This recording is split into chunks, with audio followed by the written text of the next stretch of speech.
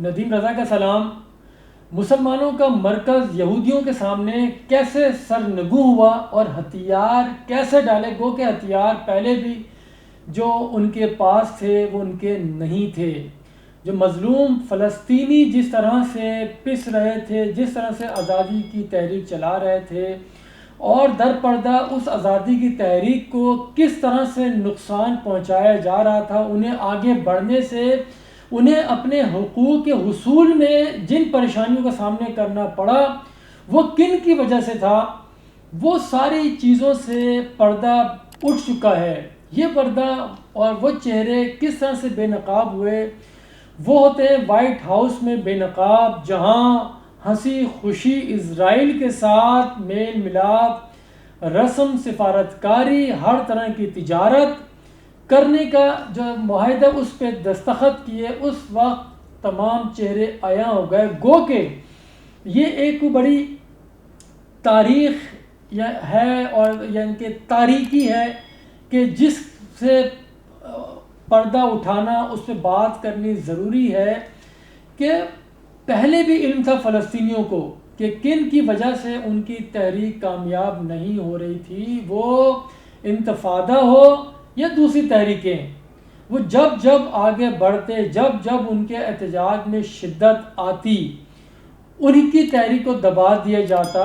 پھر یہ ہوتا تھا کہ میڈیسن بھیجی جاتی تھی عرب ممالک سے کہ ان کا علاج کیا جائے، زخموں پہ دوائی رکھی جائے، لیکن جو لوگ زخم لگا رہے تھے ان کے خلاف آواز نہیں اٹھائی جاتی تھی۔ وہ یہی وجوہات ہیں جو اب کھل کے ہمارے سامنے آ گئیں، جس طرح سے عرب ممالک کے رسم اسرائیل کے ساتھ بڑھائے جا رہے ہیں۔ گو کہ پہلے جیسے ایک فرینڈز آف امریکہ بلاگ بنتا چلا آ رہا تھا، اب اسی کے اندر ساتھ اضافہ ہو گیا فرینڈز آف اسرائیل کا، جو پہلے عرب ممالک کی طرف سے اس طرح سے نہیں تھا، صرف دو ہی ملک تھے، جارڈن اور ایجپٹ، انہوں نے ہی تسلیم کیا ہوا تھا اور باقی ممالک نہیں تھے۔ باقی عرب ممالک کی طرف سے اور مسلمان ممالک کی جانب سے یہ باتیں کی جا رہی تھیں، اس وقت تک اسرائیل کو تسلیم نہیں کیا جائے گا جب تک کہ وہ فلسطینیوں کا جائز حق نہ دے، ان کے آزاد ریاست نہ دے، ان کا حق تسلیم نہ کرے، کیونکہ اسرائیل تو قابض ہے،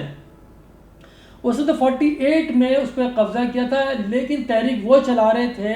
ایک جو تاریخ کا ایک حصہ ہے جس پہ پردہ ڈلا ہوا تھا، اور وہ یہودی جو رہنما تھا اس نے جو پیش گوئی کی تھی، یہ بڑی حیرت انگیز ہے آپ کے لیے کہ دی آئرن وال نامی ایک پیش گوئی کی تھی یہودی نے 1923 میں، جب اسرائیل کا کوئی وجود نہیں تھا، اسرائیل کا نام و نشان بھی نہیں تھا۔ 1923 میں اس وقت اسرائیلی یعنی کہ یہودی رہنما نے ایک پیش گوئی کی تھی کہ یہ تمام عرب ممالک صہیونیوں کو تسلیم کریں گے، اس وقت تسلیم کریں گے کہ جب ان کو یہ ذہن میں بیٹھ جائے گا اور وہ مان لیں گے کہ یہودی ناقابل تسخیر ہیں، انہیں شکست نہیں دی جا سکتی، تو تبھی وہ سب ہمارے پاس آئیں گے، ہمیں تسلیم کریں گے۔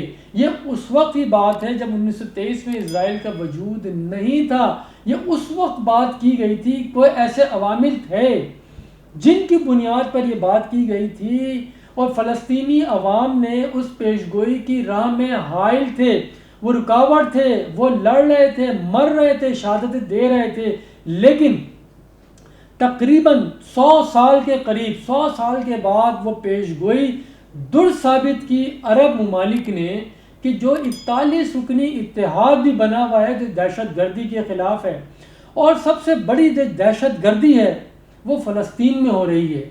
1948 سے دہشت گردی ہو رہی ہے فلسطین میں، ان کو ذبح کیا جا رہا ہے، مارا جا رہا ہے، تاراج کیا جا رہا ہے، لیکن اس دہشت گردی کے جو اتحاد بنا تھا، اس دہشت گردی کے خلاف استعمال نہیں ہوا تو مسلمانوں کے خلاف ہی ہوا۔ تو یہ ساری چیزیں ہیں، اور اسی میں ایڈ کروں میں، اسرائیلی وزیر اعظم نیتن یاہو نے پچھلے سال بھی کہا تھا کہ 6 عرب ممالک ہمارے ساتھ ہیں، امن معاہدہ کرنا چاہتے ہیں، وہ مسلسل رابطے میں ہیں، تو انہوں نے 6 ممالک کا کہا تھا۔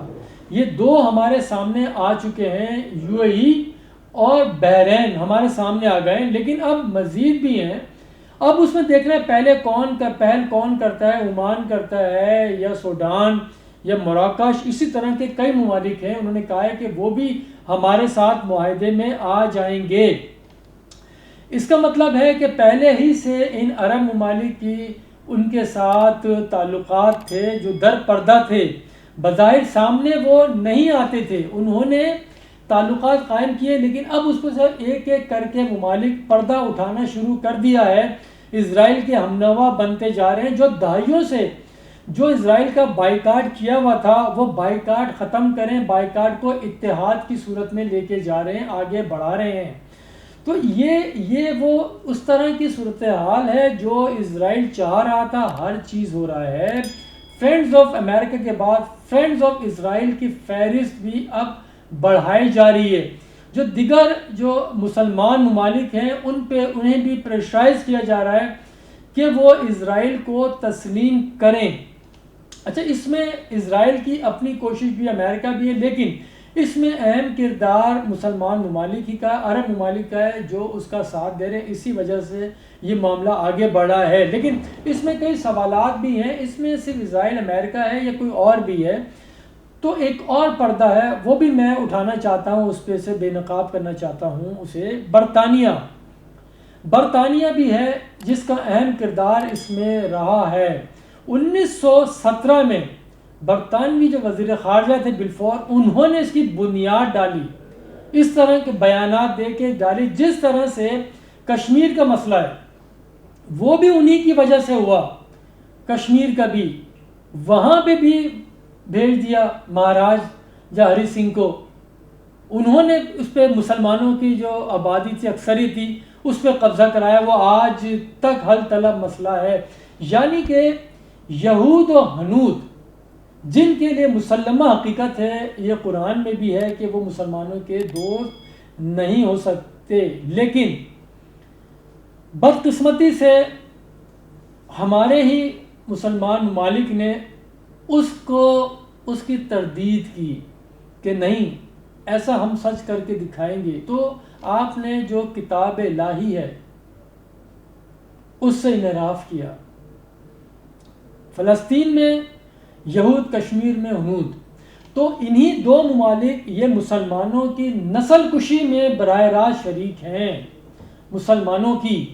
تو ظالم ہے، یعنی کہ مظلوموں کی حمایت پہ آواز ہم نے بلند نہیں کی، جو ظالم ہے اس کے ساتھ برملا اظہار کیا تعلقات استوار کرنے کا، اس کے ساتھ ہم مل گئے ہیں۔ تو یہ کیسی حقیقت ہے اور کیسی یہ ہم امت مسلمہ ہم نے بنائی، امت کا ہم نے نام لیا، مسلمانوں کو سب کو امت کے چکر میں ہم نے لگایا اور خود اس سے راہ فرار اختیار کی، نہ کہ خود بلکہ سرپرستی کرتے ہوئے دیگر ممالک کو بھی اسی آگ میں جھونکا جا رہا ہے۔ بظاہر وہ اسے گلزار بنایا جا رہا ہے اس آگ کو، لیکن یہ مسلمانوں کے خون سے اس کو آپ ختم کر رہے ہیں، جو انہوں نے خون دیا، شہادتیں دی ہیں ایک آزاد ریاستوں کے لیے، اس سے آپ ملیا میٹ کرنا چاہتے ہیں۔ جو ظالم ہے اس کے ساتھ تعلقات سوار کر رہے ہیں، اس کے ساتھ تجارت بڑھا رہے ہیں، ہر طرح کے راہ و رسم اختیار کر رہے ہیں، سیاحت بھی بڑھا رہے ہیں، سب کچھ اس کو لے کے جا رہے ہیں آپ۔ تو یہ جو صورتحال ہے اس سے ہمیں نکلنا پڑے گا۔ یہی نہیں، اس میں اور بھی چیزیں ہیں، اس میں آپ آگے بڑھیں تو مزید ممالک کو اس میں شامل کرایا جا رہا ہے، وہ کسی طرح سے بھی آئیں اور آگے بڑھیں، اور اسرائیل کو ایک قدم جمانے میں وہ ساری چیزیں ہلکے ہلکے سامنے آتی جا رہی۔ پہلے وہ بے نقاب نہیں ہو رہی تھی، لیکن جب سے یہ معاہدے کیے ہیں، پہلے یو ای نے کیا، پھر اب جو وائٹ ہاؤس میں ہوا، وہاں پہ بھی آپ دیکھ لیں کس طرح جھک جھک کے وہ کیا جا رہا تھا کہ جی حضور ہم حاضر ہیں، آپ بتائیں اور کوئی کچھ اور خدمت ہمارے لیے، ہم نے دستخط ٹھیک کیے یا نہیں کیے، اور دوبارہ بھی کر دیں۔ تو یہ ساری صورتحال ہے، ہم نے وہ دیکھا جو جنگیں بھی بظاہر لڑی گئی لیکن علامتی تھی۔ آپ وہ دیکھیں 67 میں بھی دیکھ لیں، آپ گولان ہائٹ سے آپ ہاتھ دھونے پڑے اور فوری طور پہ معاہدے کر لیے گئے۔ تو یہ ساری چیزیں جو چل رہی ہیں، اب اس میں کیا ہوگا، اسرائیل کے ہتھیار بکیں گے، پہلے امریکہ کے بھی آ رہے تھے، لیکن اس معاہدے کی جو وجوہات بن رہی ہیں، یہاں پہ خوف بیچا جا رہا ہے، ایران کو خوف بنا کے بیچا جا رہا ہے۔ اب جو ساری صورتحال ہے جو خطے میں اور مسلمان ممالک بالخصوص، اگر آپ احاطہ کریں، کسی بھی غیر مسلم ملک میں جنگیں نہیں ہو رہی، جتنی جنگیں ہو رہی ہیں، لڑائیاں یا دھماکے ہو رہے ہیں، وہ مسلمان ملک ہیں، وہ ایران ہو، وہ افغانستان ہو، عراق ہو، شام ہو، یمن ہو، یہ سارے لیبیا، یہ سارے مسلمان ملک ہیں۔ اچھا پھر اب یہاں پہ ہتھیار کس کا استعمال ہو رہا ہے؟ وہ بڑی بات ہے، امریکہ کا، فرانس کا، اسرائیل کا۔ اچھا یہ ہتھیار خرید کون رہا ہے؟ عرب ممالک، مسلمان ممالک۔ اب اس ہتھیار استعمال کس پہ کر رہے ہیں؟ مسلمانوں کے اوپر۔ مر کون رہا ہے؟ مسلمان۔ پیسہ کس کا ہے؟ مسلمان کا۔ بینیفیشری کون ہے؟ امریکہ، فرانس، اسرائیل۔ تو یہ ساری چیزیں سوچنے والی ہیں، ہمیں صرف اندھی تقلید نہیں کرنی چاہیے کہ جو یہ کہیں اسی پہ منو ان اس پہ عمل درآمد کیا جائے۔ جس طرح سے یو اے ای کو اور بحرین کو آگے کیا، یہ بھی مسلمہ حقیقت ہے کہ بحرین، یو اے ای، سعودی عرب کے بغیر کچھ بھی نہیں ہے۔ ڈونلڈ ٹرمپ نے آج بھی کہہ بھی دیا ہے کہ سعودی عرب بھی جلد اس میں آ جائے گا، لیکن اس کی مجبوریاں ہیں۔ مسلمانوں کی پوری کرۂ ارض پہ جہاں جہاں مسلمان آباد ہیں، ان کے دل مدینہ منورہ، خانہ کعبہ، وہاں اسی کے لیے دھڑکتے ہیں۔ سب کی آرزو ہوتی ہے کہ زندگی میں ایک دفعہ ضرور خانہ خدا کی زیارت کرے اور روضہ رسول پر حاضری دے۔ تو اس کی نگہبانی کی وجہ سے تھوڑی سی اس میں تاخیر کی جا رہی ہے، ورنہ یو اے ای کی ہمت نہیں تھی کہ وہ اس معاہدے میں جاتا، نہ بحرین کی۔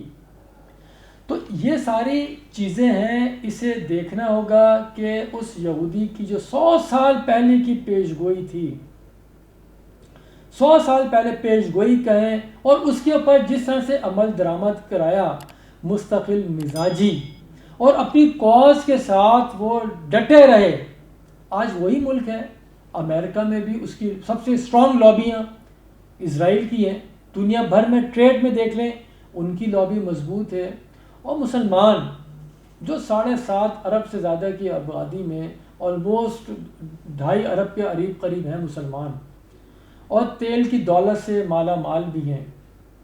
اس کے باوجود ہمارا یہ حال ہے جو 1923 میں یہودی رہنما کہہ کے گیا کہ یہ پلٹ کے ہماری طرف آئیں گے، ان کو آنا پڑے گا، اور جب آئیں گے یہ جب تسلیم کر لیں گے کہ اسرائیل کو شکست نہیں دی جا سکتی، یعنی کہ یہودیوں کو اس وقت کہا تھا۔